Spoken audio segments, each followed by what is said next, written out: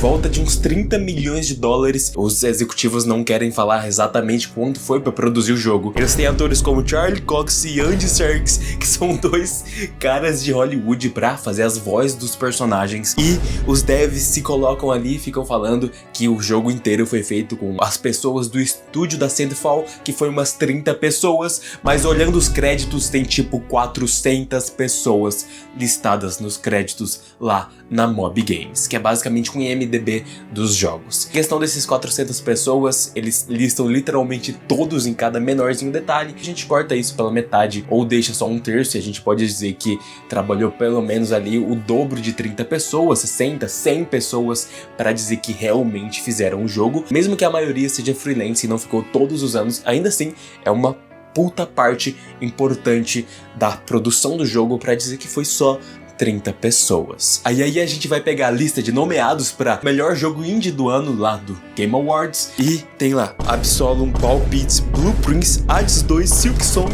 e do nada um Clair Obscur Expedition 33.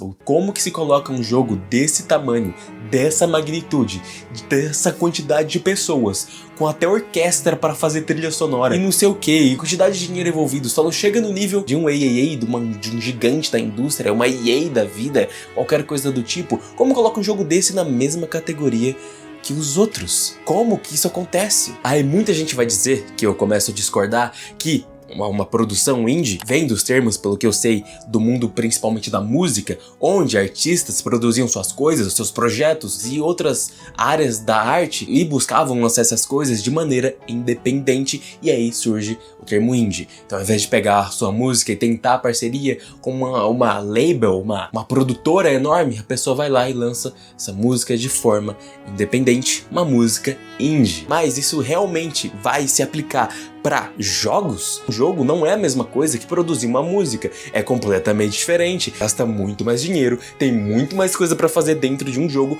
para só literalmente um cara fazer. É possível fazer só um cara? Com certeza. Aí surge a categoria de indie para separar esses jogos que é mais enxuto a produção. Pelo menos na minha opinião não faz sentido um indie ser exclusivamente de algo independente, fora das grandes conglomerações que eu já falei, tipo EA, Ubisoft, Sony e qualquer coisa assim. Então, justamente na questão de jogos, categorizar algo como se fosse só independente, mesmo tendo gastado ali seus 30, 20 milhões de dólares para produzir esse jogo, com 100 pessoas na produção dele, realmente consegue colocar na mesma categoria de um jogo que foi produzido ali por 10 pessoas? Isso faz sentido? E eu, obviamente, vendo toda essa lista dos nomeados do Game Awards, que tem lá Silksong, Blue Prince e até mesmo Hades 2, eles não foram feitos por uns carinhas que estavam pobres na garagem deles, da casa deles, aleatoriamente. Esses caras, Silksong vem de Hollow Knight, porra, os caras tão milionários. Hades 1 foi um mega sucesso, até parece que Hades 2 eles já não tem dinheiro pra se sustentar. E Blue Prince eu sei que também que o cara por trás já tinha uma grana, outro site que ele tinha antes se vendeu, sei lá o que ele fez com o site. Ele não vendeu, mas o dinheiro que ele ganhava rodando esse site justamente fez ele se sustentar pra conseguir fazer o Blue Prince. Ele já tinha grana pra manter o jogo. Eu sei que existe isso, eu sei que esses caras têm dinheiro por trás, mas o jogo os jogos deles parecem muito mais enxutos em questão de tamanho de produção, em questão de quantidade de dinheiro investido daquilo e em quantidade de profissionais envolvidos. Mesmo que no site, de novo, da Mob Games tenha 100 pessoas listadas nos créditos do Hollow Knight, Silksong, uma parcela mínima dessas pessoas realmente fez algo grandioso no jogo, se pega para comparar o Clair Obscur, são 400 pessoas, é o quadruplo. E mais uma vez, provavelmente só uma parcela delas, e ainda assim essa parcela fica 3, 4, 5, 6 vezes mais do que trabalhando no jogo de Silksong, o que trabalharam no jogo de Silksong. Não é só eu que trouxe essa discussão, não é só eu vejo falando não exatamente a mesma opinião que a minha, com os mesmos argumentos que o meu,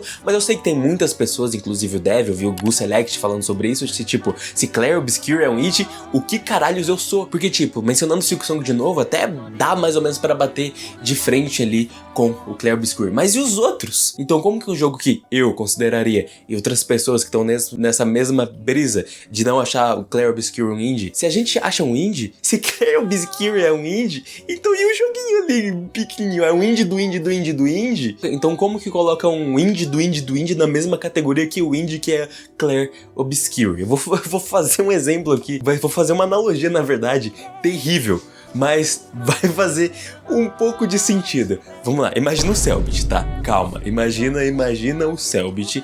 E o Cellbit, mano, RPG tem uma ordem paranormal. Aí, o que acontece? Vamos fingir que exista um mundo em que tem toda uma premiação mundial de RPGs pelo mundo. Beleza. Mas tipo assim, o Cellbit é milionário, tá? Cellbit é milionário. Mas vamos imaginar o seguinte. O Cellbit, querendo ou não, é independente. Ele faz todas aquelas produções com base no bolso dele. Principalmente nessa última temporada do Hexatomb.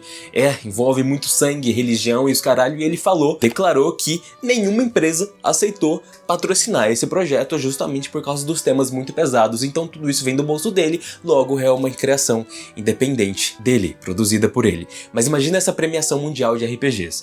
Como que coloca o Ordem Paranormal, que deve ter passado, que eu considero o maior RPG do mundo ainda, que é o Critical Role, mas o Ordem passou em números ao vivo, juntando todas as plataformas, o maior RPG assistido ao vivo ao mesmo tempo do mundo, e aí como eu coloco o RPG do Cellbit, e aí eu dou outro exemplo aqui, que eu já participei de um RPG, também usando o sistema de ordem, de um colega meu, o Deagle, Master Deagle, e aí realmente ele tá me tirando do bolso dele todas as artes, trilha sonora, os bonequinhos, etc, história, pá, tal, e aí só que o Cellbit também, milionário, vai lá e aí produz o RPG dele gastando dezenas de milhares de reais, só que como ele também é independente, ele também cairia na categoria de independente junto com o Mestre Deagle? Não cairia! Não faz sentido isso! Porque, caralho, ele tem que cair na mesma categoria do pessoal do Critical Role, que eles estão meio que pau a pau ali pro maior, melhor RPG do mundo, cada um com suas diferenças, assim como jogos.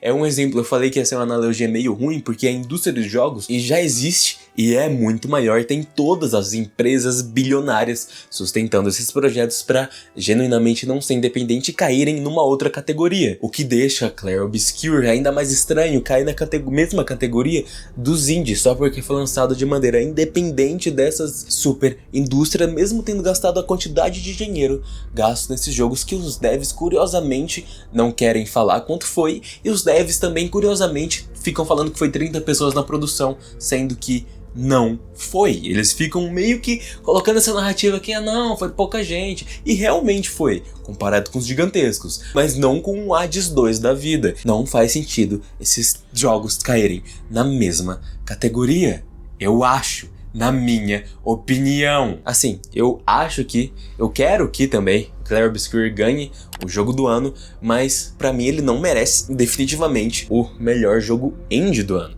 Pra mim essa é fácil, esmagado, sem comparação com Silksong. Eu até daria o braço a torcer se Blue Prince ganhasse, mas Blue Prince infelizmente eu não joguei e eu não vi jogar em todas as partes completas assim pra ter esse carinho que eu tenho por Silksong. Silksong eu joguei, pra mim é o melhor jogo indie do ano, e se ganhasse o jogo do ano também eu ficaria muito feliz, mas é que nem aquela brisa de tipo, uma coisa é eu querer que algo ganhe, outra coisa é você achar o que vai ganhar, meio ali por como funcionaria a mente da rapaziada que tá votando. Acho que Clair Obscur ganhe levando isso em consideração, e eu ficaria muito feliz, acho um puta jogo. Eu só não acho que Clair Obscur mereça sequer estar nomeado no meio dos jogos indies. É como se estivesse tirando o lugar de outro jogo que poderia estar lá. Outro jogo que, uma premiação desse tamanho, que suponho que seja a maior do mundo em relação a jogos, por isso que é tão importante, tanta gente fala, se você for nomeado pra lá, ele vai vender muitos jogos, tá ligado? Ele vai ter muitas vendas, muita gente vai ficar interessada pra esse jogo. Silksong era óbvio que tá aí, Blue Prince era óbvio que tá aí,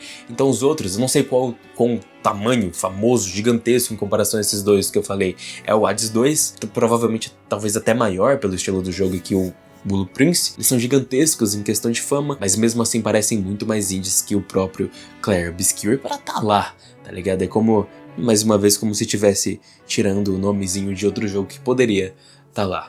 Mas se Clair Obscur ganha jogo do ano, aí sim vai ser um bagulho meio bizarro. Aí vai ter que criar uma categoria chamada Indie do Indie, que aí sim é o cara que produz o jogo na garagem. Porque aí Silksong, Blue Prince, que ficou, sei lá, quantos anos sendo produzido, o Hades 2 compete com o Clair Obscur, e aí tem os indie dos indie, pra ter os indie mesmo, que é os caras que tá fazendo o jogo na garagem, e ter atenção pra esses caras, pô. É isso que eu acho no geral, espero que minha analogia meio bosta tenha feito sentido, e espero que Clear Obscure pelo menos não ganhe a porra do jogo indie do ano, isso não faz o menor sentido. Espero que ganhe lá o jogo do ano. Eu sempre falo que parece que eu tô muito indignado nos vídeos, porque o pessoal brisa meio errado, mas eu não ligo o suficiente pra isso, tá ligado? Mas é engraçado, é entretenimento fazer esses vídeos, ok?